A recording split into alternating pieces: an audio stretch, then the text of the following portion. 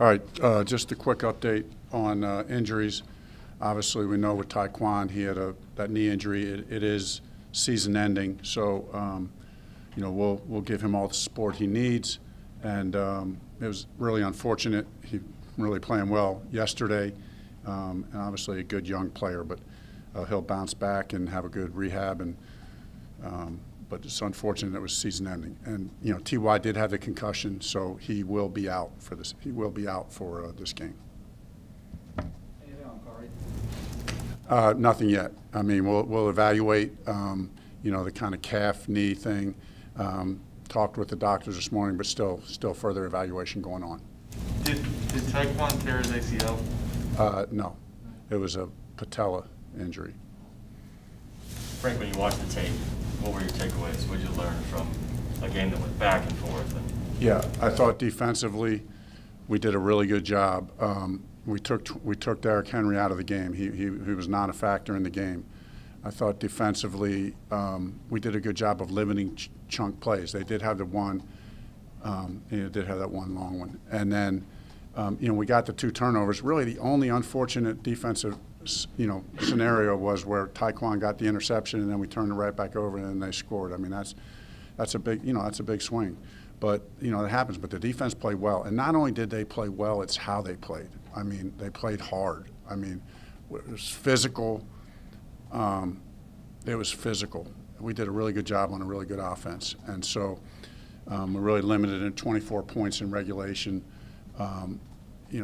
Counting that one big play, and then we obviously gave up the pick 6, which isn't on the defense. That was on me. And then offensively, same thing. I mean, there was a lot to like. All game long, we got the good start. Got up 14-0. We had the fourth and 3 and went for it and didn't make it. Do you feel like that one? I'm okay with it. I'm 57-yard field goal, I think. Or? Yeah, no, I wasn't. I definitely, then not much of a breeze, but whatever breeze there was in our face at that point.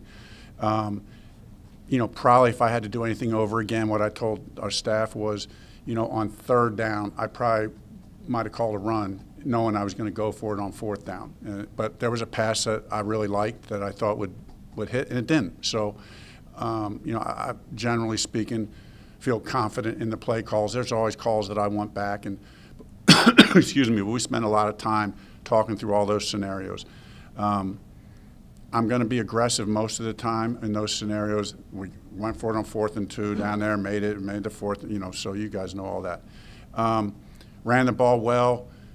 It was just disappointing. We got to eliminate the penalties. We had a 30-yard run called back that it's probably a legitimate hold. I mean, but the guy's probably not making an impact on the play. And then we have a 15 or 20-yard run called back, and the holding's on the backside. It's a legitimate call. Guy's probably not having an impact. So you go from having 2 long runs where you're 1st and 10 again, probably calling more runs, and now you're in long yardage situations. So those hurt us running it. But other than that, we called a bunch of RPOs. I think I talked to some of you guys, but had a bunch of RPOs that were successful RPOs that ended up being Carson running it.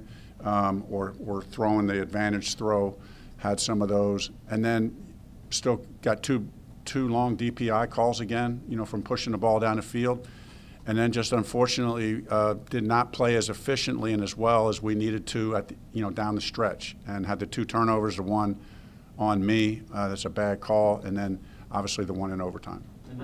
When you watch the tape, the 2nd time this season you guys haven't been able to close a game. Does the tape tell you what happened? Can you find that killer instinct in the tape, or is it something else that's up here and you just can't figure it out? Yeah, no. I mean, there's plenty of opportunities. There's opportunities to win that game, and and for whatever reason, it's never the same thing all the time, right? I mean, it's never the same player or the same person or the same side of the ball. It's a team effort. So. In crunch time, we just got to do a little bit better. We got to coach it better, and we got to play it better. Frank, you guys have lost 8 straight playoff teams from last year. Why? I mean, obviously, good teams, and I'm sure a multitude of reasons based off game by game. But why do you think that's been the case? Because early in your tenure, you guys did win some of those. Yeah, no doubt. And that's what it comes down to. You got to be able to beat those good teams. You got to find ways to win, to close it out at the end, and that's a combination of coaching and playing, and so we have to find a way to make that breakthrough. We talked this year at the beginning as a team about having a breakthrough moment. Well, that's a big part of having a breakthrough moment. Winning a game like that. Winning a game like that, making the right calls, making the right plays when the game is on the line. You guys all said it. We all said it. That felt like a playoff game yesterday. We need to win those games, and I believe we have the players and the coaches to do that. We haven't been doing it, so that's on me. We've been around you for a number of years now. You've always said said when you called a bad game, you acknowledge it. It seemed like yesterday you took yesterday's play calls that didn't work out a little more personal. Am I wrong in reading into that the way you were after the game yesterday? No, you read it right. And looking back on it, I still feel the same about the screen call. It was a bad call. I wish I could justify it in some way, some shape or form, but I can't. It was a bad call, and so that's on me. As I looked at the rest of the play calling, as I told you, that 1 4th and 3. Probably the second one that I probably would like to have back was that 3rd down call, not the 4th down call. I didn't love that call, but I probably should have ran it on that 3rd down. Other than that, as far as some guys asked me after the game about the run-pass ratio. I was probably fine with all that. I was probably fine with how the calls came out towards the end of the game, with the flow of the game the way it was and the things that were available, and thought there were opportunities. On that screen plays, I know you guys are all about analytics and stuff like that. What is the percentage in that type of situation when you're deep on your end of the field and you decide to run a screen?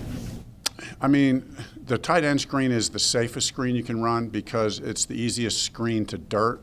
If you run a running back screen from the backfield, he gets stuck and can't get out, then the quarterbacks.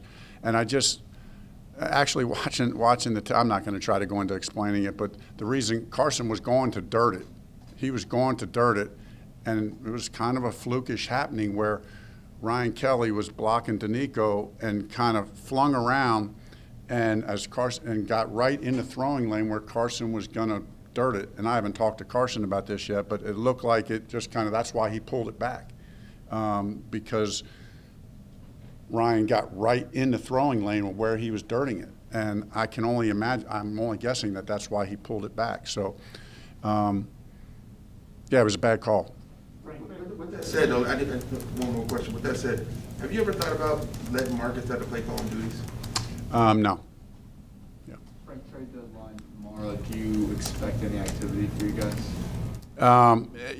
I have not talked to, Chris has taken care of that, so no, it's imminent. We've had some discussions along the way, over the last couple of weeks, but nothing too imminent. I leave that stuff to Chris. Does Marlon, with Jordan being cut, does the need for Marlon ramp up a little bit as insurance? Yeah, we love Marlon. We think Marlon's a great player, so, we'll continue to, that's always going to be a week-to-week evaluation, though, because we're trying to give the ball to Jonathan as much as we can, and then Naheem plays the role that he has. How much we're able to use Marlon is just, it's going to vary week to week. Obviously, we talked a lot about, you don't want to run too much in 2nd and long. Obviously, don't want to run too much on 1st down. You mentioned the situations with the holding penalties. Given the way Jonathan's playing, is there anything to maybe the idea that maybe you try to force the running game maybe more than the prevailing numbers would say? Yeah, a fair question. I would say, I don't know what the run-pass ratio was on 1st down.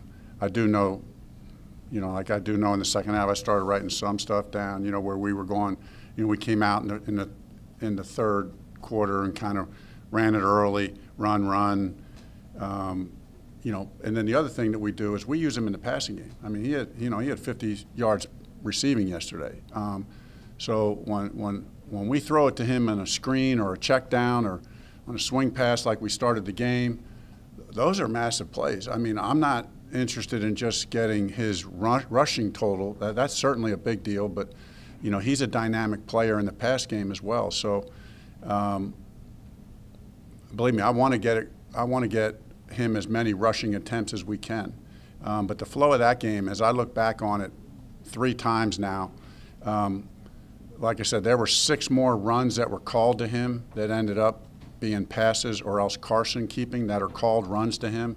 So I feel pretty comfortable with the way the game was called as far as that was concerned yesterday, just evaluating. I'm pretty hard on myself, as you guys know, on that regard, but I've looked back on it 3 or 4 times, and I feel like the way the flow was and what was there, what wasn't there, I thought it was, I'm comfortable with it. Is that one of those process things where over time, if you make the right call based on what it says, that it's going to eventually it's going to end up? Yeah, I mean, yeah, I mean, some of that, I mean, like you said, Joel, I mean, we have 50 yards of rushing on 2 plays that are called back. I mean, if those plays aren't called back, it feels totally different. So, yeah, I mean, we just stick with the process. We know he's a great player. We're going to try to continue to feed him the ball. Given how much Chris Reed played yesterday at right guard, I assume you're pretty pleased with him there moving forward? Yeah, I mean, Chris has been playing well. You know, I didn't see as great. You know, obviously watched the film, but you know, we'll go through it a little bit faster. Given the Thursday night game, you know, we still could rotate those guys some. We'll figure that out here in the next 24 hours. How we'll play that out on Thursday night. Thursday night game, do you kind of modify the 24-hour rules and more of a 12-hour rule this week? Yeah, fair. Obviously, everything gets sped up. You know, we'll already talk some about some of those things, but we'll firm everything up tonight. You know, after the walkthrough, after we have a second, you know, after I have a second meeting with Chris, just talking about all the roster considerations that we have. You know, we'll have this walkthrough today. We'll have the walkthrough tomorrow. But by the end of the day today, we should kind of have a plan for who's up, who's down, our kind of first brush tentative plan for who's going to be up and who's going to be down for the game. Thanks, guys.